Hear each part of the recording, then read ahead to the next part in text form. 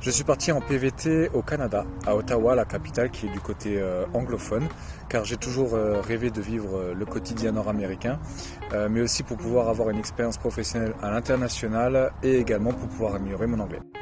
Mon niveau d'anglais était B1 intermédiaire selon les normes internationales, mais ici c'est complètement différent. Mon responsable par exemple est irlandais et pour lui mon anglais était excellent à mon arrivée.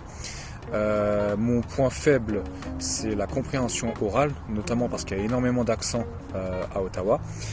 Mon conseil, ça serait de vous lancer, d'apprécier la pratique et tout se fera naturellement.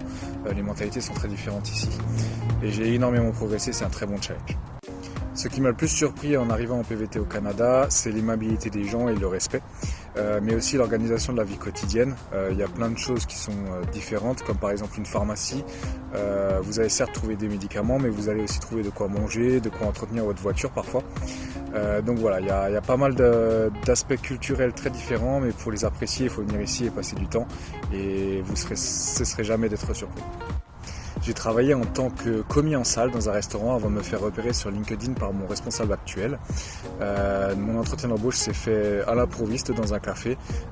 Notre échange était sur mon parcours, mais aussi surtout sur notre vision des choses par rapport à notre spécialité. Et aujourd'hui, je travaille dans mon domaine.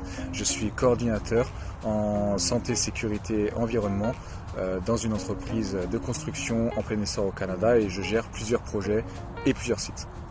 Ce qui a été le plus difficile pour moi pendant mon PVT, c'est à mon arrivée les premières semaines, avec tout l'entourage qui est resté à 6000 km. Donc il fallait trouver un appartement, il fallait trouver un travail, le tout avec le froid, la neige.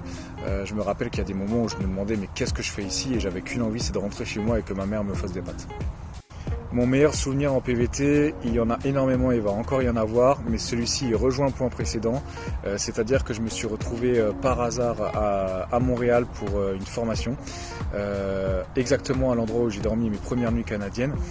Et sauf que cette fois-ci j'étais logé dans l'hôtel à côté par mon employeur avec ma voiture de fonction, donc du coup l'impression de chemin parcouru en quelques mois a été vraiment indescriptible. Et le hasard a fait que j'ai aussi rencontré des amis là-bas, dont certains avec qui je faisais du sport en France.